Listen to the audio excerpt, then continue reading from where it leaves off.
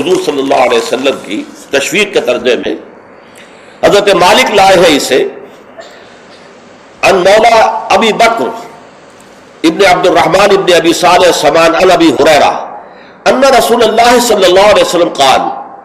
من اغتسل یوم الجمعۃ غسل الجنابت، جس شخص نے جمعے کے روز غسل کیا، وہ جو کہ ناپاکی جنابت کی حالت میں غسل کیا جاتا ہے، کمپلیٹ غسل، اچھی طرح غسل. ثم راح فی الساعۃ الاولی،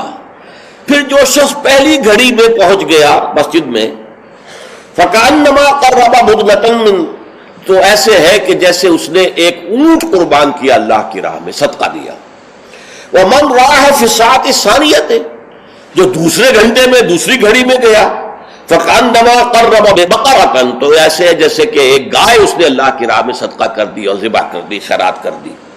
ومن راح فی الساعۃ الثالثۃ، اور جو تیسری گھڑی میں تیسرے گھنٹے میں گیا، فکأنما قرب بشاۃ او قرن، پھر یہ اس کے برابر ہوگا کہ گویا کہ کسی نے ایک بکری اللہ کی راہ میں ذبح کر دی، صدقہ کر دی، یا کوئی میڈھا کر دیا. ومن راح فی الساعۃ السابعۃ، اور جو گیا چوتھے گھنٹے میں چوتھی گھڑی میں، فکأنما قرب دجاجۃ، تو یہ اس کے برابر ہے کہ گویا کہ اس نے ایک مرغی جو ہے اللہ کی راہ میں دے دی، خیرات کر دی. ومن راح فی الساعۃ الخامسۃ، اور جو پانچویں ساعت میں گیا، فکأنما قرب بیضۃ، تو وہ ایسے ہے گویا کہ اس نے ایک انڈا اللہ کی راہ میں خیرات کر دیا. فإذا خرج الامام، تو جب امام نکل آئے، حضرت الملائکہ یسمعون الذکر، تو اب فرشتے، ایک اور روایت میں الفاظ آئے ہیں جو فرشتے بیٹھے ہوتے ہیں حاضری درج کرنے کے لیے، فلاں آ گیا، فلاں آ گیا، یہ چوتھی ساتھ میں آیا، یہ تیسری میں آیا، یہ دوسری میں آیا، یہ پانچویں میں آیا. تو فرشتے اپنے وہ رجسٹر بند کر کے، اور وہ خود الذکر، یعنی وہ جو امام اور خطبہ دیتا ہے وہ الذکر ہے، اس خطبے کی طرف وہ ہمتن متوجہ ہو جاتے ہیں. چنانچہ ایک تو یہ بات جان لیجئے کہ اس کے بارے میں امام الہند حضرت شاہ ولی اللہ دہلوی رحمۃ اللہ علیہ کی رائے ہے کہ اس سے مراد یہ نہیں ہے کہ فجر کی نماز کے بعد طلوع آفتاب کے بعد پہلا گھنٹہ، پھر اس کے بعد دوسرا، پھر اس کا تیسرا، پھر اس کا چوتھا، پانچواں، بلکہ یہ زوال کے بعد سے خفیف ساعات ہے. یعنی زوال سے وقت شروع ہوا، سورج جو ہے وہ نصف النہار سے ذرا ڈھل کا لدنوک الشمس، تو اس کے ساتھ ہی جمعے کا وقت شروع ہو گیا. تو اس وقت سے پہلی ساعت، دوسری ساعت، گویا کہ یہاں ساعت سے مراد گھنٹہ نہیں ہے بلکہ کوئی اور لطیف قسم کا پیمانہ وقت کا ہے. یہ شاہ ولی اللہ کی رائے ہے جو انہوں نے اپنی مصفہ میں بھی اور مصوہ میں بھی، شاہ ولی اللہ کے نزدیک بڑی اہم کتاب جو ہے حدیث کی وہ موطا ہے. انہوں نے اس کی ایک شرح فارسی میں لکھی ہے اور ایک شرح عربی میں لکھی ہے. تو ان دونوں میں انہوں نے یہ رائے ظاہر کی، لیکن بہت سے علماء کی رائے ہے کہ نہیں، جو ہمارا ساعات کا نظام ہے اسی پر اس کو شمار کیا جائے گا. لیکن اس پر بھی اجماع ہے کہ جو اس کے بعد بھی آتا ہے جمعہ تو اس کا بھی ہو جائے گا، جمعے کی فضیلت سے اسے کوئی حصہ نہیں ملے گا، جمعے کی برکات سے اسے کوئی حصہ نہیں ملے گا،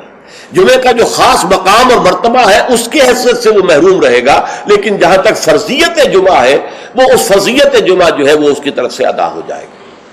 لیکن یہ منظر میں نے اپنی آنکھوں سے دیکھا ہے اپنے بچپن میں،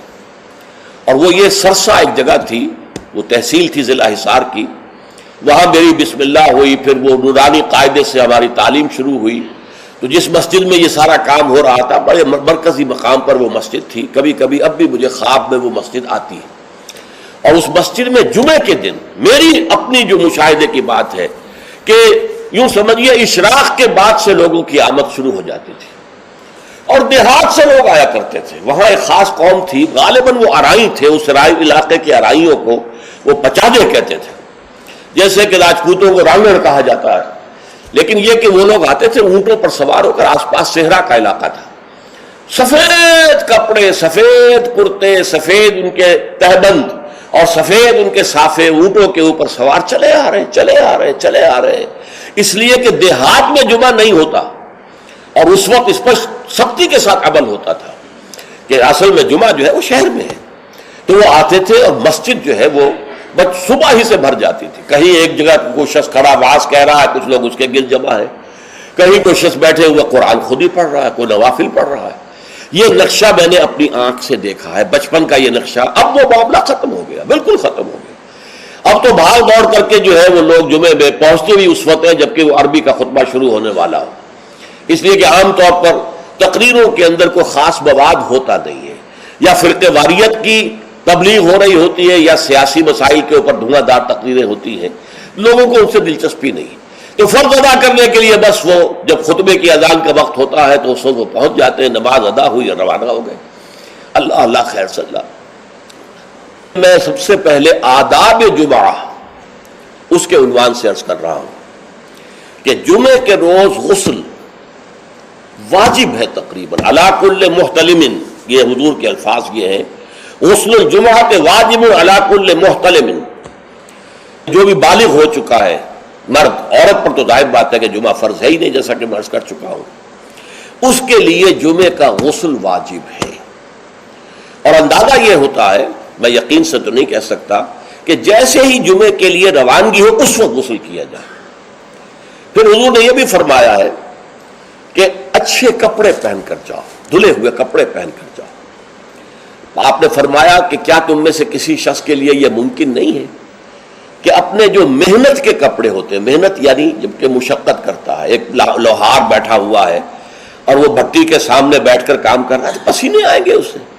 کپڑوں میں بدبو ہو جائے گی پسینے کی، پھر اس کے اوپر سیاہ داغ پڑے ہوں گے، میلے ہوں گے، تو یہ اس کا لباس ہے محنت کا۔ یا کوئی کاریگر ہے، مکان کی تعمیر میں لگا ہوا ہے، ظاہر بات ہے جب وہ یہ کام کر رہا ہے، گارے کے دھبے ہوں گے، کچھ اور ہوگا، تو حضور نے فرمایا کیا ممکن نہیں ہے تم میں سے کسی کے لیے کہ ایک علیحدہ سے جوڑا جمعے کے لیے رکھ لو، وہ جمعے ہی کے صرف استعمال کیا کرو، وہ تمہارے محنت کے کپڑے نہ ہوں کہ جن میں تم محنت اور مشقت کرتے ہو، بلکہ وہ علیحدہ سے ایک جوڑا ہو، اس کو فراہم کر کے رکھ لو۔ پھر یہ بھی فرمایا گیا کہ تیل لگاؤ، بالوں کے اندر تیل لگاؤ، دہن، اور یہ بھی فرمایا گیا کہ کوئی خوشبو ہے تو خوشبو لگاؤ۔ وہ سب کس لیے کہ جو ماحول ہو جمعے کا وہ معطر ماحول ہو، ایسا نہ ہو کہ پسینوں کی بدبوؤں کی وجہ سے طبیعت منغص ہو رہی ہو لوگوں کی، نہیں، بلکہ یہ کہ بڑا خوشگوار ماحول ہو، خوشبو ہو اس کے اندر،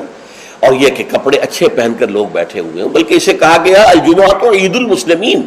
یہ ہفتہ روزہ عید ہے در حقیقت، یہ مسلمانوں کو عید کی طرح اسے جو ہے وہ منانا چاہیے، سیلیبریٹ کرنا چاہیے۔ جیسے عید کو آپ کپڑے جو ہے غسل کرتے ہیں، صبح کپڑے بدلتے ہیں، خوشبو لگاتے ہیں، پھر جاتے ہیں مسجد کو، عیدگاہ کو، ایسے ہی معاملہ ہونا چاہیے جمعے کا۔ یہ عید المسلمین ہے، یہ گویا کہ ہفتے وار عید ہے مسلمانوں کی۔